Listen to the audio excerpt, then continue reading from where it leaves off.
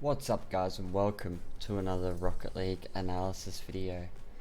So this is for Kevin. This is another follow-up one, and yeah, we'll get stuck in. It's quite a high scoring game, so there should be a lot here to really focus on. So this will also be like me focusing on like some of the improvements that he's made, as well as like analyzing new bits and pieces for his gameplay. So that was like good 50. A little bit of a rush on that ball there. You stay grounded, but you used a lot of boost to try to like beat out the enemy, not really thinking about whether or not you're gonna actually make a touch. So don't be afraid to take your time and stuff like this, because your teammate's back, so it doesn't even matter if you do get beaten to this, because your teammate's still back. So yeah, situations like this, you can take your time if you want to get like a really solid boomer on net or something like that.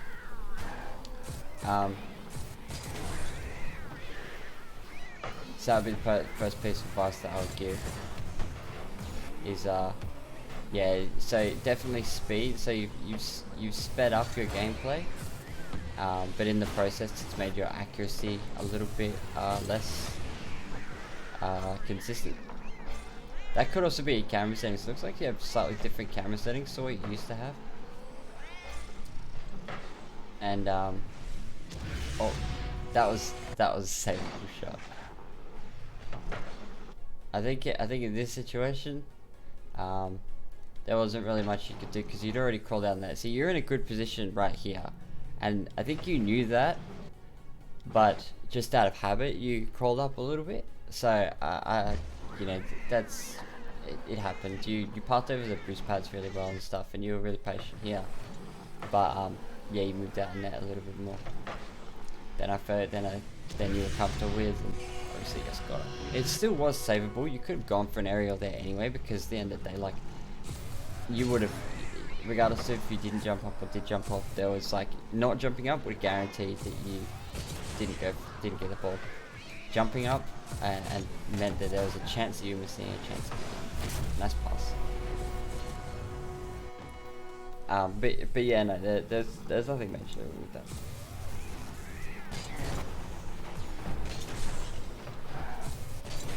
So I can see there's still a little bit of emptiness, even though the majority of it's really moved back. It seems like you've pulled back from a lot of the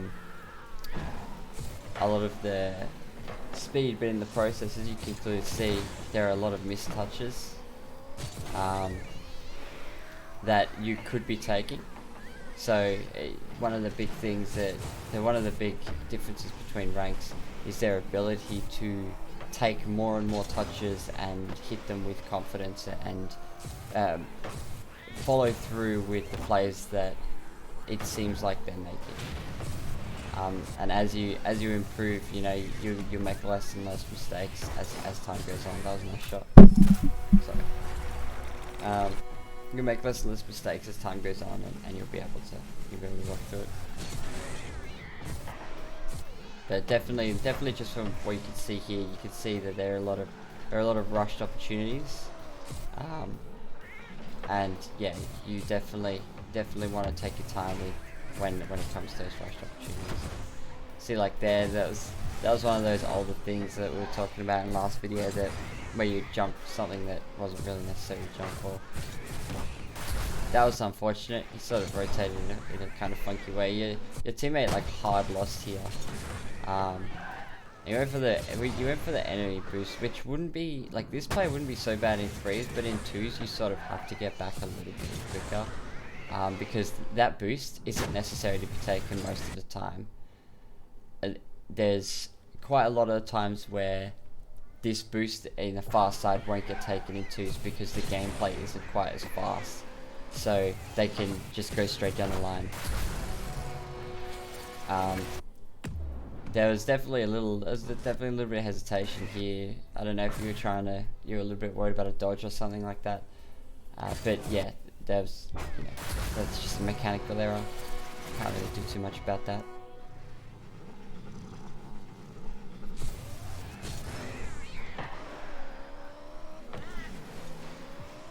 So he took your time. That was smart to take your time for, but you kind of rushed that touch a little bit. However, it ended up working out. Your teammate read you really well and didn't get dunked on, which is kind of handy. But here, so the moment you notice that he was jumping up, in a situation like this, you can basically break the moment you see him jump. So like here, you just break because you're in a good position right here. But if you move out of where you are, you can end up underneath the ball, which is what actually happens. You end up right underneath the ball. You want to be at worst side on from the ball, at best dead on to the ball. Those are the ways you wanna look at it. So side on is good, dead on is best, and underneath is not. So that was a decent turnaround there. And your teammate got a really good dunk, and that should be a goal. Yeah, that was a good goal. I love that goal explosion, by the way. It's such a cool goal explosion. That's a big dunk. That was smart of you to stay back a little bit. I rushed aerial again because there's nothing. So when you're looking at plays like this, one thing that is wise to do is analyze whether or not you actually have to rush. If you don't have to rush, even if it's on target, you can take as much time as you need unless it's in the net. So you actually, because there was no way that the enemy team was getting anywhere, you weren't getting bumped or demoed or anything like that, you can actually jump up for stuff like this later on. You know, as it's coming to the net, as it gets close to the net. When it's a little bit closer, a little bit easier to read, take your time with it, and yeah, you know, that's what we've already sort of spoken about. So it's a habit that you're still getting over and still improving on, which is fine. That was a good save by you as well. He committed really hard to that. It was a good 50. Yeah, you should have a goal here. Never mind. Guess he didn't want to score that one, he just wanted to keep the game close.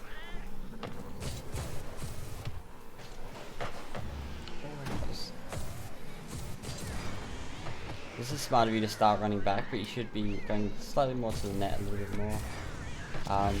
That was just another rushed jump. So definitely a piece of advice is take your time with your jumps unless you really have to. Read the aerial, read the arc of the ball, read the speed of the ball, and then jump. Don't try to do all of that while you're already in the air. There was one other area that I was going to point out. Just back here. Oh yeah, this. So you have a chance here to start the ball going on target. And instead of making the ball go on target, you put a touch right into the corner. I know there's a slight mechanical, there's a mechanical aspect to an extent with this, but if you cut in further, you can pop the ball towards the enemy net, and from that you can make a better play come of it than you could have made if you just hit the ball against the wall. There was nothing that would have come of that touch there. There's no reason to go for it at the start, and then it became quite predictable after the fact because they could just sit in the net, and no matter what you shot, it wasn't too big a deal.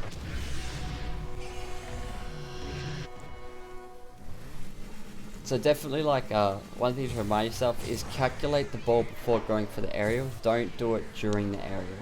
And if you're going to get beaten during that time, then just start moving back.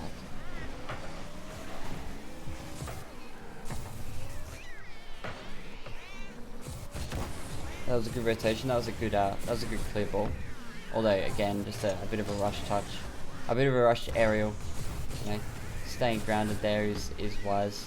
I think another small piece of advice that I would give to help overcome that would be not focusing as much on using your flip, because if you focus too much on your flip, you can actually end up screwing your aerial because you're too focused on said flip. We won't talk about that. So yeah, definitely don't be afraid to just double jump and normal aerial, or to even single jump an aerial.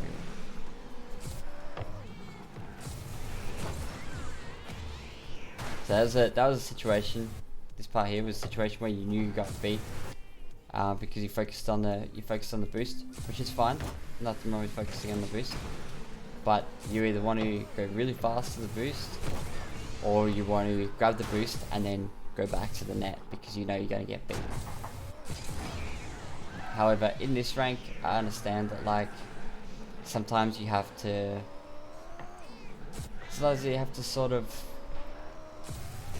what would be the correct word? That was a really good shot there, a good rotation. Sometimes it's difficult because like the enemy team still whiffs a lot and there's still a lot of misplays between both teams. So stuff like that is a little bit difficult sometimes because their whiff can sometimes you have to account for whiffs. However, you can do that from a safe distance. You don't have to do it by committing to the whiff.